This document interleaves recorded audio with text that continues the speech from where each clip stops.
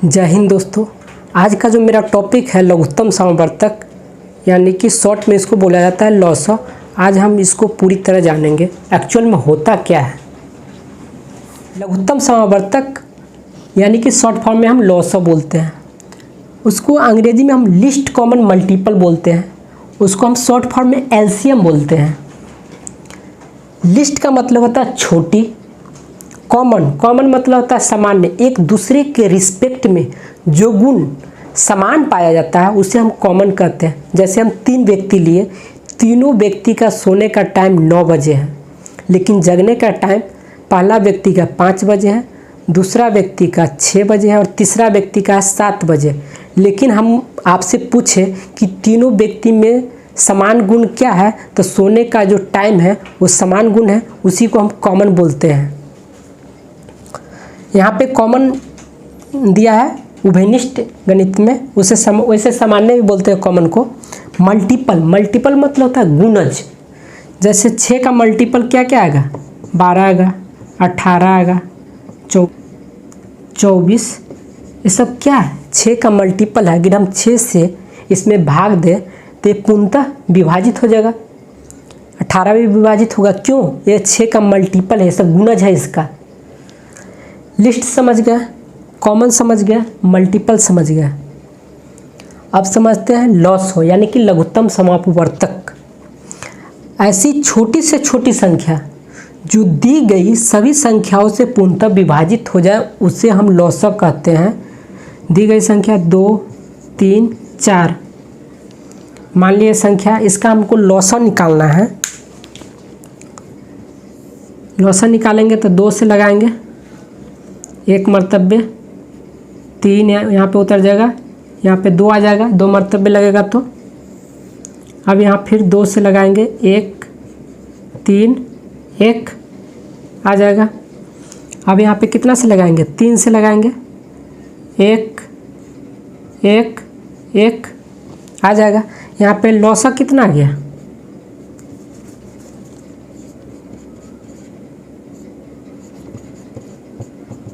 2 गुने 2 गुने 3 आ गया, यानी कि 2 दूना 4, 4 तिहाई 12 लॉसॉ आ गया। ये जो लॉसॉ आया 12, यह छोटी से छोटी संख्या है जो दी गई सभी संख्याओं से पूर्णतः विभाजित हो जाएगा। मतलब 2 से भी विभाजित हो जाएगा, 3 से भी विभाजित हो जाएगा और 4 से भी विभाजित हो जाएगा, वो भी पूर्णतः विभाजित होगा। अब 2 से विभाजित कीजिए 12 को, 2 छक 12, 3 से विभाजित कीजिए 3 चौक 12, 4 से विभाजित कीजिए 4 तिहाई 12। यह छोटी से छोटी संख्या, इससे छोटी संख्या नहीं होगा।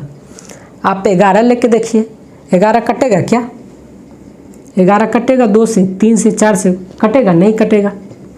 10 लीजिए, 10 2 से तो कट जाएगा 10, लेकिन 3 और 4 से नहीं कटेगा।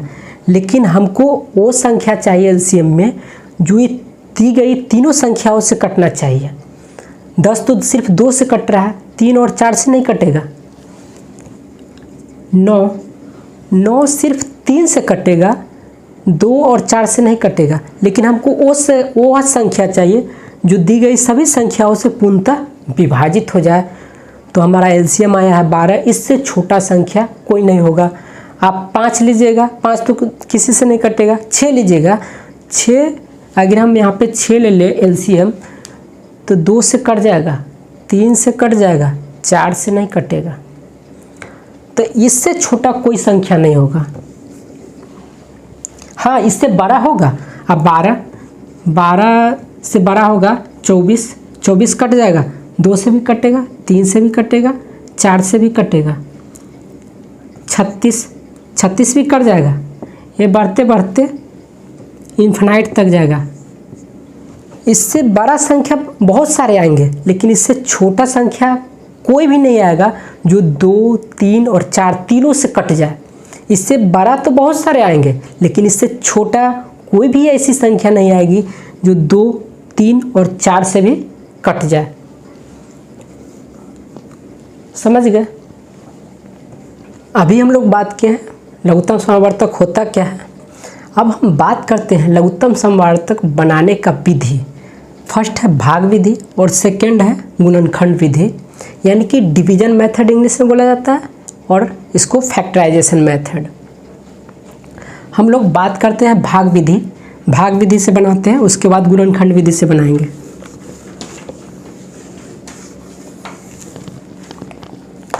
भाग विधि एग्जाम्पल ले लिए 12, 24 और 36।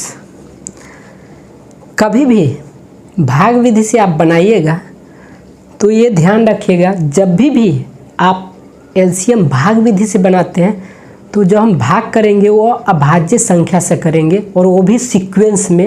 ये नहीं कि पहले 2 से लगने वाला है और हम 3 से लगा दिए, ऐसा नहीं करना है। जो छोटा अंक है अगर उससे लग रहा है तो पहले उससे लगाएंगे। आपको हम अभी बता रहे हैं अभाज्य संख्या। अभाज्य संख्या, अभाज्य संख्या कौन कौन होता है? 2 होता है, 3 होता है, 5 होता है, 7 होता है। ये क्या है? ये सब अभाज्य संख्या है। 11 होता है, ऐसा क्या है? अभाज्य संख्या। 13 होता है, ऐसा क्या? अभाज्य संख्या। क्यों है? इसे पिछले वीडियो में हमने बताया है। अभाज्य संख्या वो होता है जिसका गुणनखंड केवल और केवल 2 हो, न 2 से ज़्यादा और न ही 2 से कम। जैसे 13 लिया, 13 का गुणनखंड क्या है? एक तो 1 से कटेगा, नहीं तो 13 से कटेगा, और किसी अंक से नहीं कटेगा, इसीलिए अभाज्य संख्या 2 है। 2 1 से कटेगा, नहीं तो सिर्फ 2 से कटेगा और किसी अंक से नहीं कटेगा, तो ये सब क्या है? अभाज्य संख्या। तो जब कभी भी हमें भाग विधि यूज करना है, डिवीजन मेथड यूज करना है एलसीएम निकालने के लिए, तो हमें क्या है? अभाज्य संख्या का यूज करना है, वो भी बढ़ते क्रम में। बढ़ते क्रम में, बढ़ते क्रम में, समझे? जैसे हम इसमें लगा रहे हैं,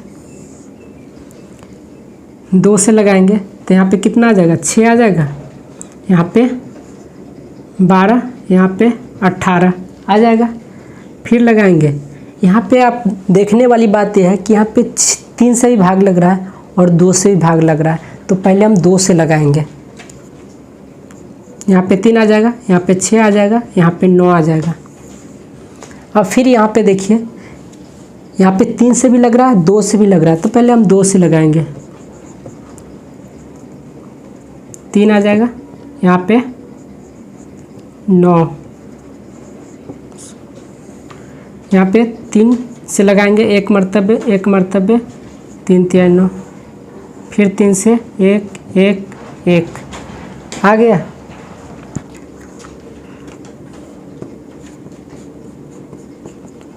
एलसीएम क्या आ गया? 2 गुने 2 गुने 2 गुने 3 गुने 3। अब गुना करेंगे तो क्या आ जाएगा? 2 दूना 4, 4 तिहाई 12, सॉरी 2 दूना 4, 4 दूना 8, 8 3 24 और 24 तिहाई कितना आ जाएगा? 72। यानी कि एलसीएम क्या आ गया? 72। 72। अब समझने वाली बात यह है, ये 72 वह छोटी से छोटी संख्या है जो दी गई हुई सभी संख्या से पूर्णतः विभाजित हो जाएगा। मतलब हमारा 12 से भी 72 विभाजित होगा, 24 से भी विभाजित होगा और 36 से भी विभाजित होगा। इससे छोटी कोई भी संख्या नहीं होगा जो ये तीनों से विभाजित हो जाएगा। यह वह छोटी से छोटी संख्या है जो दी गई सभी संख्याओं से हमारा ये पूर्णतः विभाजित हो जाएगा, तीनों से विभाजित होगा। इससे कोई भी ऐसी छोटी संख्या नहीं है जो ये तीनों से विभाजित हो। समझ गए? यहाँ पे ये चीज़ ध्यान रखना है। यहाँ पे आप 48 लीजिएगा, 12 से विभाजित हो जाएगा, 24 से विभाजित हो जाएगा, लेकिन 36 से नहीं होगा। 12 से तो 2 मरतबे हो जाएगा, 24 से 2 मरतबे हो जाएगा, 12 से तो हो जाएगा, 12 चौक 48, लेकिन 36 से होगा? नहीं होगा। मतलब मेरा कहना यह है कि एलसीएम हमारा वह आता है जो दी गई सभी संख्याओं से पूर्णतः विभाजित हो जाएगा और वह भी वह छोटी से छोटी संख्या होगा। 72 इससे तो बड़ा संख्या आएगा, लेकिन वो संख्या बढ़ते क्रम में आएगा, लेकिन हमको वो छोटी से छोटी संख्या निकालना है। वह छोटी से छोटी संख्या निकालना है जो दी गई तीनों संख्या से पूर्णतः विभाजित हो जाए, वो हमारा एलसीएम है। समझ गए? क्या हो जाएगा? 4 7 दूना 14, 144 भी तीनों से विभाजित हो जाएगा, लेकिन ये बड़ी संख्या है। लेकिन हमारा वह छोटी से छोटी संख्या लाना है जो हमारा दी गई तीनों संख्या से विभाजित हो जाए। 3 संख्या दिया हुआ है, वो तीनों संख्या से विभाजित होने वाला सबसे छोटा संख्या 72 ही है। इससे छोटा संख्या कोई नहीं है। समझ गए? ये भाग विधि है। अब हम गुणनखंड विधि से बनाते हैं। अब हम बात करते हैं गुणनखंड विधि से, फैक्टराइजेशन मेथड। एग्जाम्पल लेते हैं 12, 24 और 36। ये 3 है। 12 का निकालेंगे, 2 से लगाएंगे 12 का, तो यहाँ पे कितना आ जाएगा? 6 मरतबे कटेगा। फिर 2 से लगाएंगे, 3 आ जाएगा। 3 से लगाएंगे, 1 आ जाएगा। एक गुणनखंड विधि है, सबको अलग अलग निकालेंगे। 24,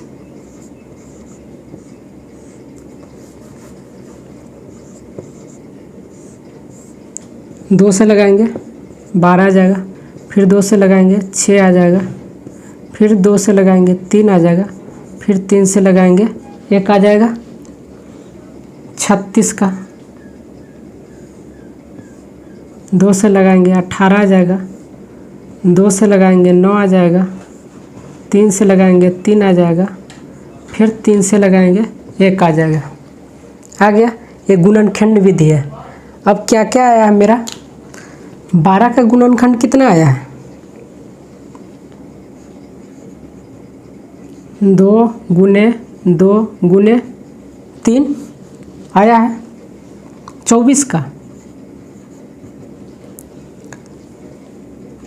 2 गुने 2 गुने 2 गुने 3 आया है।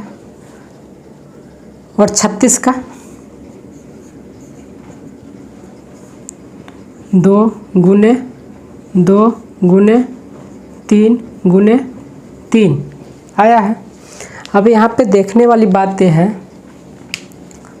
यहाँ पे 2 गुने 2 गुने 3 है। यहाँ पे क्या है? यहाँ पे सबका पावर कितना है? इसका भी पावर 1 है, इसका भी पावर 1 है, इसका भी पावर 1 है। अगर कुछ नहीं है तो ऊपर पावर तो 1 है ना। आप एक फार्मूला पढ़े होगा, x to the power n गुने x to the power m। ये क्या होता है? जब बेस सेम हो जाता है ना तब पावर जुटता है, ये ध्यान रखिएगा। तो x to the power n plus m लिख सकते हैं ना इसको। यहाँ से जब बेस दोनों का क्या है? x है, पावर जुटता है गुना में। तो यहाँ पे क्या लिख सकते हैं हम? यहाँ पे डायरेक्ट 2 गुने 2 है तो 2 पर पावर 2 लिख सकते हैं। 2 पे पावर 2 लिख सकते हैं ना। यहाँ पे गुने 3 पर पावर 1 लिख सकते हैं। यहाँ पे क्या लिख सकते हैं? 2 पर पावर 3 लिख सकते हैं। 2 गुने 2 गुने 2 गुने एक एक पावर है तो सबका पावर जुटेगा। और गुने 3 पर पावर 1 लिख सकते हैं। यहाँ पे क्या लिख सकते हैं? 2 के पावर 2 और गुने 3 के पावर 2 लिख सकते हैं। अब एलसीएम यानी कि लॉस इक्वल टू क्या आ जाएगा? जिसका पावर ज़्यादा होगा ना उसको हम एलसीएम में लेंगे। यहाँ पे देखिए तीनों में 2 के पावर कितना बार आया है? 3 ज़्यादा बार आया है, यानी कि 2 के पावर 3। यहाँ पे देखिए 3 के पावर कितना बार ज़्यादा है? 3 के पावर, पावर मतलब क्या आता है? सॉरी मैं बताना भूल गया। पावर, पावर को हम हिंदी में बोलते हैं घात। क्या बोलते हैं, घात। यानी कि 2 का घात कितना है, 2। यहाँ पे 3 के घात कितना है, 1। 2 के घात कितना है, 3। 3 का घात 1। पावर को ही हिंदी में घात बोला जाता है। तो यहाँ पे क्या है, 2 के पावर हाईएस्ट कितना आया है, 3 आया है। 2 के पावर हाईएस्ट 3 आया है, तो 2 के पावर 3 ले लिए। और 3 का पावर हाईएस्ट कितना है, 2। इसमें क्या है, एलसीएम में, गुणनखंड विधि में जिसका घात सबसे ज़्यादा होगा ना उसको हम ले लेंगे, समझे। तो यहाँ 2 के घात सबसे ज़्यादा, यहाँ पे ध्यान दीजिए, यहाँ पे 3 है और यहाँ पे 3 के घात सबसे ज़्यादा 2 है। तो ये दोनों ले लिए। अब क्या हो जाएगा, 2 गुने 2 गुने 2 गुने 3 गुने 3 गुने, सॉरी यहाँ उतार देते हैं,